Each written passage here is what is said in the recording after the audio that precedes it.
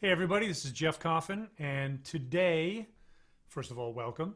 But today I'm going to talk to you about taking some of the mystery out of improvisation and out of playing chord changes. So we're going to talk about chord changes. We're going to talk a little bit about what's called voice leading, how one of the notes of the arpeggio leads to another note of the next chord in that arpeggio. I want to make sure everybody understands the terminology. An arpeggio is the notes of a chord. For example, in the key of C, it would be C, E, G, B natural, in the key of C major. Every other note of the major scale. So when those notes are played individually, that's an arpeggio. When they're played simultaneously, like on a piano or a guitar or a vibraphone, that's a chord. Okay, so the chord is stacked vertically on top of each other. The arpeggio is played note by note. So the arpeggio for the C major,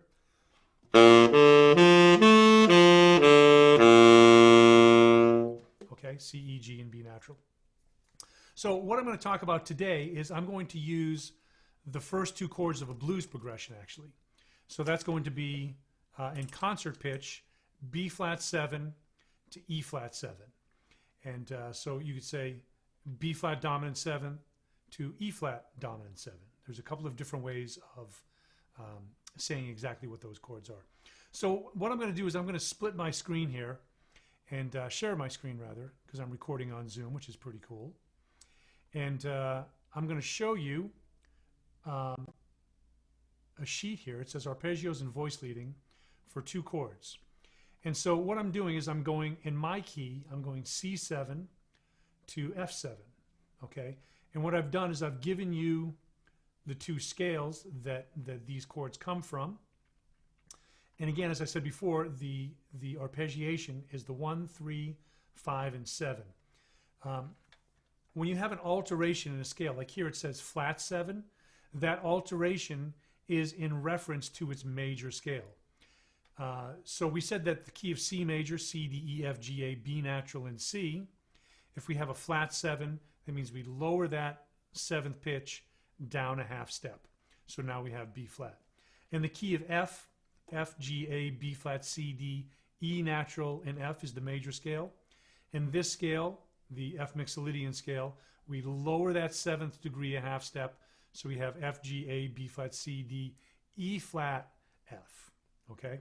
So the arpeggios on these are 1, 3, 5, and 7. So C, E, G, and B flat, F, A, C, and E flat. All right. So what I've done on this, and I've got iReal Pro here for you also. I'm going to pull that up. And so you can see that I've got these two chords just repeating over and over. And I'm going to go at 90 beats a minute. I can change that down there here in the bottom right-hand corner. iReal Pro is a great app that you can change the tempo, you can change the key, you can change the amount of times that you want it to repeat, etc., etc. So I'm going to come back to this real quick, all right? And so what I'm going to do is I'm just giving you the roots here at first. And so if I play this with iReal Pro, then you get to hear the relationship of the root to the chord. Then I go to the third of each chord, which will be the E of the C chord, the A of the F chord. Then I go to the fifth of each chord, the G of the C chord, the C of the F chord. Then I go to the 7th, the flat 7th of each chord, the B flat of the C chord, the E flat of the F chord. And then I go root third, third fifth, third fifth, fifth 7th, fifth 7th, 7th to 1. So I'm basically going in between the notes of the arpeggio, okay? And then what I do is I go through the entire arpeggio here at letter B. So 1, 3, 5, 7, 1, 3, 5, 7. And then I do what's called first inversion, meaning that I start on the third and I go 3, 5, 7, 1, 3, 5, 7, 1. Then I start in the fifth, 5, flat 7, 1, 3, 5, flat 7, 1, 3. Then I start in the flat 7, so flat 7, 1, 3, 5, flat 7, 1, 3, 5. Okay? And so I just kind of want to show you what those sound like real quick. So I'm going to play the iReal Pro. And here we go. Oops, I've got my volume all the way down on that. So I'm going to turn my volume up on that so you can hear it. Here we go again.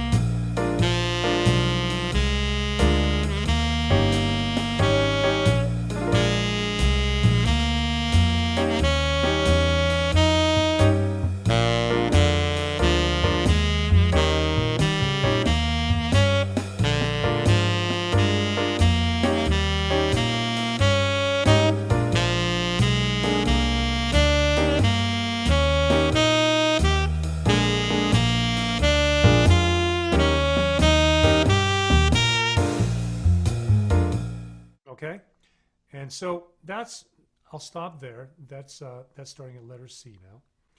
And so what I've done is I've just played straight through from letter A all the way through letter B. And this helps you to hear the relationship again of these notes over the chord. But there's no rhythms here yet, right? So this isn't really improvisation. This is just understanding the chords as we go along. I call the notes of the arpeggio, by the way, the bones of the chord. It's kind of like the skeletal system. And if you think of the skeletal system of the body, what would the body look like if we didn't have a skeleton? Okay, we just kind of be a blob on the floor. There'd be no definition, no structure. And music is the same way. If we don't understand the bones of the chord, okay, the skeletal system, it's not going to have any structure to it. If we don't understand what a C7 is, or a D minor 7, or an F sharp 7, or an A flat half diminished 7, if we don't understand the bones of that, the skeletal structure, how can we be expected to play over it? So this is what this method does, this idea of understanding the chords vertically as we're moving along horizontally, okay? So now at letter C, we're here at letter C, and I'm doing what's called voice leading now. So I'm going from one note into the next note. And I'm going to stop sharing here. Well, actually, I'm not going to stop sharing. I'm just going to change over here to this page, okay? And so this is voice leading explained for two chords. So I've written out the chords vertically for you. So this is going from C to C. So we have C, E, G, B flat, C, E, G, B flat, C, E, G, B flat to C. And so the next chord is the F chord, F, A, C, E flat, F, A, C, E flat, and then to the F. So if I start, let's say that I start on this C. I want to avoid common tones, right?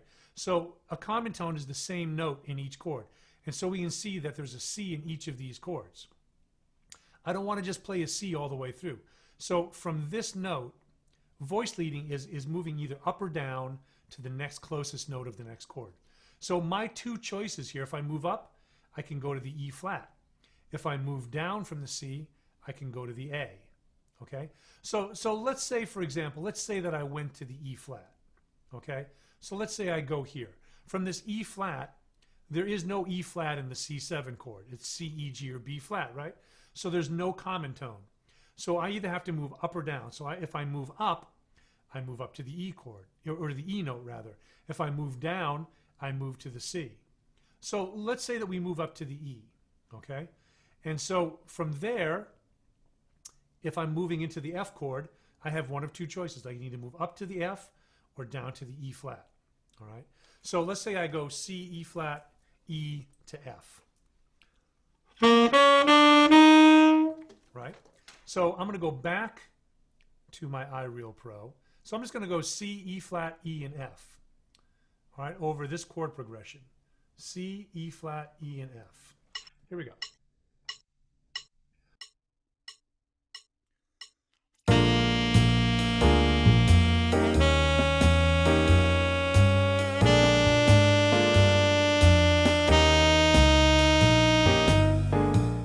Right, and you can hear how those voices lead into one another.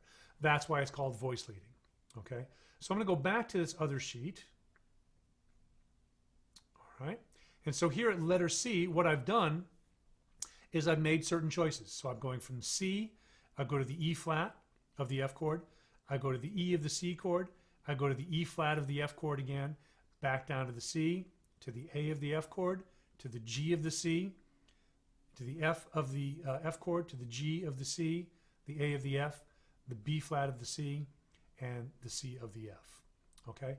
And so I'm making one of two choices. I'm either going up or down to the next closest note without it being the C all the way through, okay? And so I'm going to play this for you, and you can hear how it sounds. This is starting on the root. 1, 2, 3.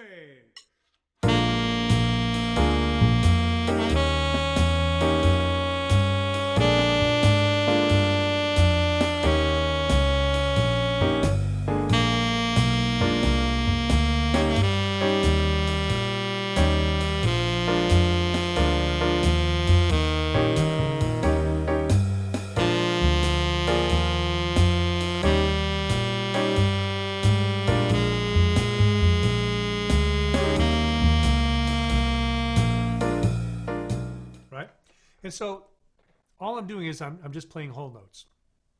So then what do you do with that? Okay, so you understand that part. You can also start that on the third of the first chord, which I do at letter D.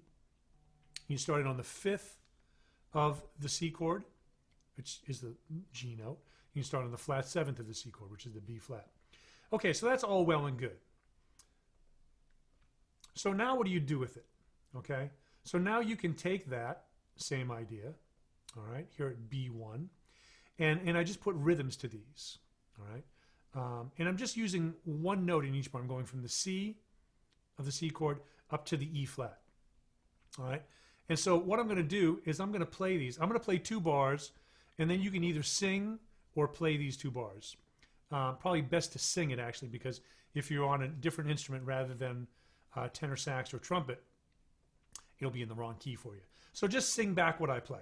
Okay, here we go. And I'm going to play all through all 6 of these exercises.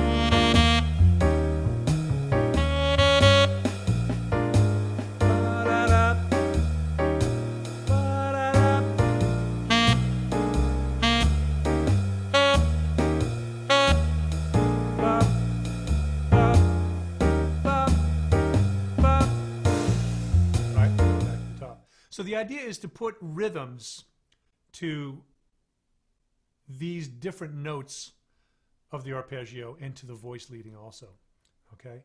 And so this is kind of one of the ways that you can start to take the mystery out of improvisation, is to understand the bones of the chord, and then once you do that, to narrow it down to just playing 1 note per bar, but decide on a rhythm. You can take a rhythm that you speak. How are you? Da-da-da, okay? How are you? How are you? 1, 2, da, da, that kind of thing. Okay, so you can play around with it, make some games, but as you understand the bones vertically as you're moving along horizontally, this can really help you get through a solo. Just using the chord tones. 3, 4, 1, 2.